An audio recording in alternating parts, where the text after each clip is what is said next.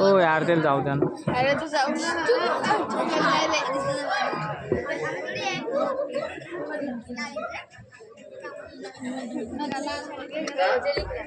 खूप अन्याय केला का मी तुझ्यावर? असं बोलायचं नसतं पुरुषांनी. अन्याय करणं हा पुरुषांचा हक्कच असतो. आणि पुरुष कधी चूक कबूल करतात का हो? आणि चूक नसताना सुद्धा सारं सहन करायचं असतं ते स्त्रियांनी. आणि अन्यायाविरुद्ध तोंड उघडायचं नसतं. आता किती लाजवशील का मला? आता आपण सारं विसरायचं असतं ते स्त्रियांनी.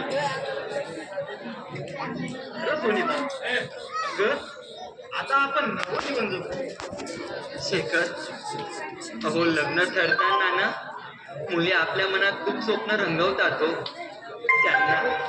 त्यांना हवा असतो सुसंस्कारी, निर्मळ, आवडीनिवडी जपणारा, समजून घेणारा, कष्ट करणारा नवरा. त्यांना वाटतं आपलं छोटंसं घर असावं. 3 दगडांची चूल मांडून या आकाशाच्या छायेत धरणी मातेच्या कुशीत आपला संसार करावा. त्या घरात असावे सासू सासरे. त्यांची सेवा करताना आपल्या गाठीला मिळावे पुण्य. दोन भजीरवाणी मुलं असावी, कोबडी बोलणारी, दुडू चालणारी हो. इवलीशी पाटी आणि इवलंच पुस्तक घेऊन शाळेत जाणारी. पण ही सारी स्वप्न इप्त इष्टांच्या साक्षीने, सगळे सोयरे, मित्र परिवार या सगळ्यांच्या साक्षीने लग्न मंडपातील हवन कुंडामध्ये जाळून टाकली जातात हो. जाळून टाकली जातात. ही वनिता, मी तुझं स्वप्न पूर्ण करेन. खरं? मी कष्ट करीन, घाम काढीन. त्या घामाचे मोती होतील शेखर. आकाशाच्या छायेत मी 3 दगडाची चूल मांडेल. या घराच्या छपराला आधार असेल माझ्या बळशाही भूमचा. त्या घरात प्रकाश असेल माझ्या मायेचा. तुझ्या हातच्या मीठ भाकरीला सुद्धा अमृताची चव असेल. आणि तुमची तृप्तीच्या विश्वासात माझा स्वर्ग असेल शेखर.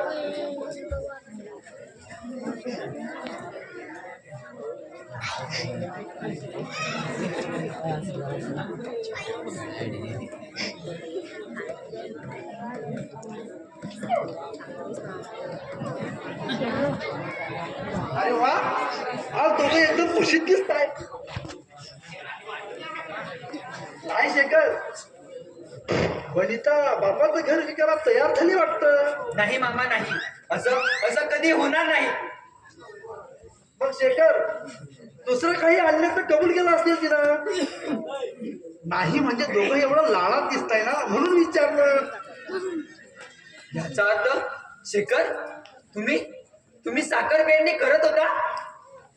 हे वनिता, अगं नाना मामा आणि माईच्या ह्या गोष्ट चक्रातून बाहेर पडायचं आहे मला. ऐकलंस का ग बाई? तुमचे चिरंजीव तुझ्या आणि माझ्या दुष्ट चक्रातून बाहेर पडायचं म्हणताय. आधी या घरातून बाहेर पड म्हणावं, मग कळेल तुला मायेची माया काय असते ते. अरे परिस्थितीचे तटके बसल्याशिवाय तुला या मायेची किंमत नाही कळणार. अरे आम्ही जे करतोय ना बाबा, ते तुझ्या भल्यासाठीच करतोय. एकदम लाखाचा मालिक होशील तू. अरे सांग तिला घर विकायला सांग. मी मेले तरी घर विकणार नाही मामा.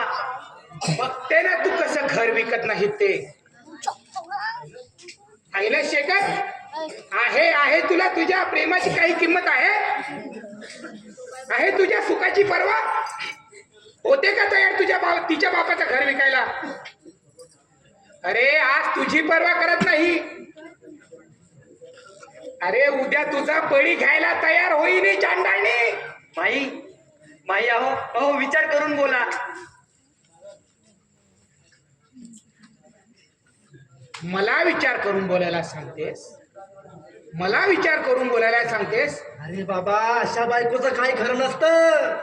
मामा, अरे तिला पाहिजे तिच्या बापाचं सुख. अरे मी म्हणते तो थेरडा आज ना उद्या मरणार आहे, मग तिचा घराचा एवढा हट्ट हास का?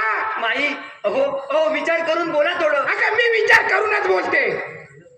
पाहिला शेखर कशी तोंड वर करून बोलते मला ती. अरे तुझ्या समोर बोलते, मला विचार करायला सांगते ते ही तुझ्या समोर.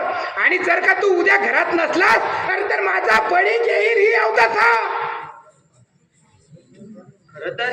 खरं तर हे सारं मी यापूर्वीच करायला हवं होतं. बघितलं झालं तुझ्या मनाचं समाधान. अरे बाबा तू असा गप्प का बसलास? अरे कसं सण होतं तुला हे?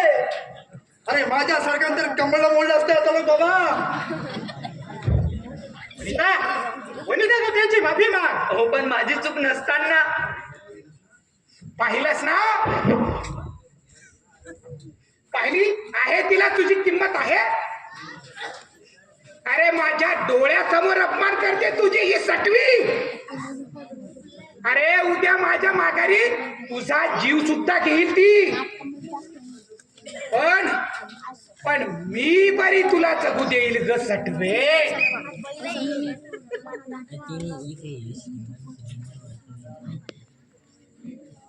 बाबा असली बाई मेली ना तरी हरकत नाही रे बाबा. अरे असल्या बाईचं काही खरं नसतं बाबा.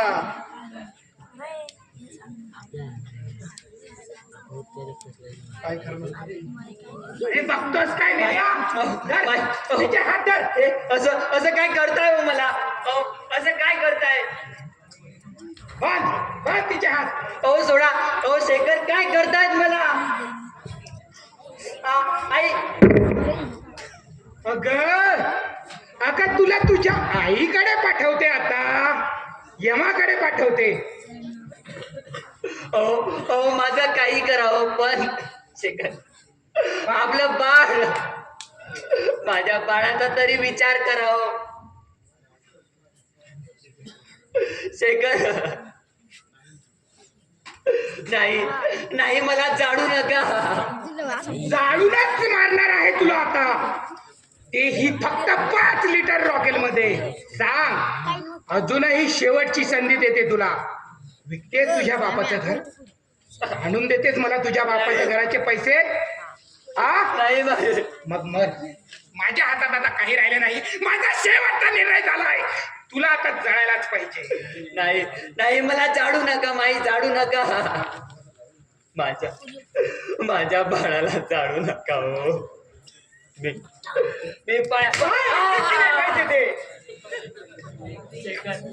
शेखर हो वाचवा मला. आता तो कसा वाचवेल तुला? या माईचा मुलगा आहे तो मी सांगेल तेच ऐकेल. सांग, देतेस पैसे आणून? नाही माई.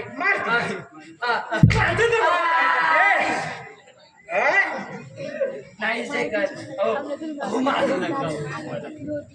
अरे बघतोस काय, मार तिला. आणते की नाही पाहिजे? आणते की नाही? आणते की नाही पाहिजे? नाही हो शेखर. अहो आपल्या बाळाचा तरी विचार करावं. अगं बा अरे शेखर नक्कीच तर बाळ आहे ना ते. अरे त्या राजाचं बरोबर केली रंगढंगातून वाढ नाही तिचं पोट. तिच्या पोटात ती नागपूर तुझा ना. हे त्या पोलिसा बरोबरच आहे राजेश, तुझं बाळ नाही ते आहे. नाही शेखर अहो आपलं बाळ आहे होते. नकोय ते बाळ मला फक्त पैसा हवाय.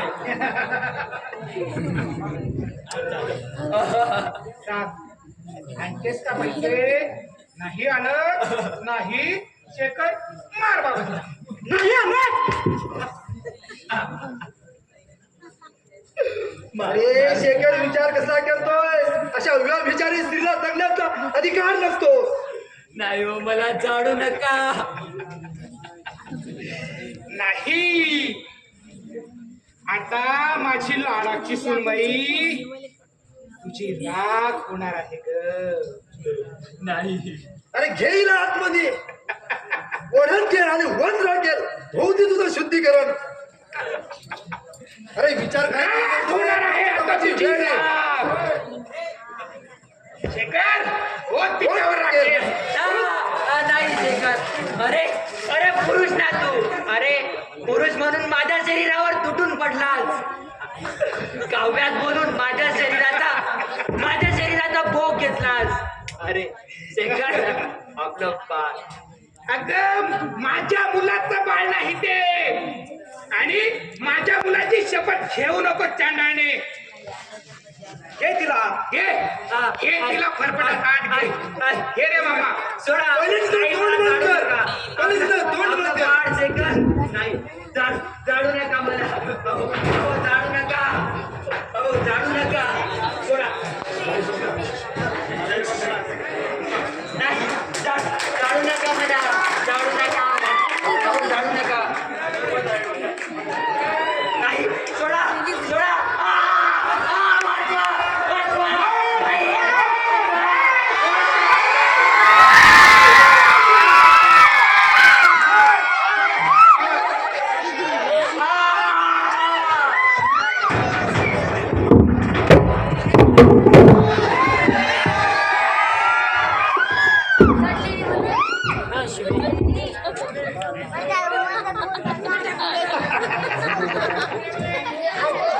दादा दादा आता हिला तर मारली पण पण तुझी मुलगी देशील ना तू मला. अगं नक्की देईल. आणि हुंड्याचे पैसे सुद्धा देशील ना. नक्की. हा मला फक्त पैसा हवाय. मला फक्त पैसा हवाय. मामा मामा तुम्ही मला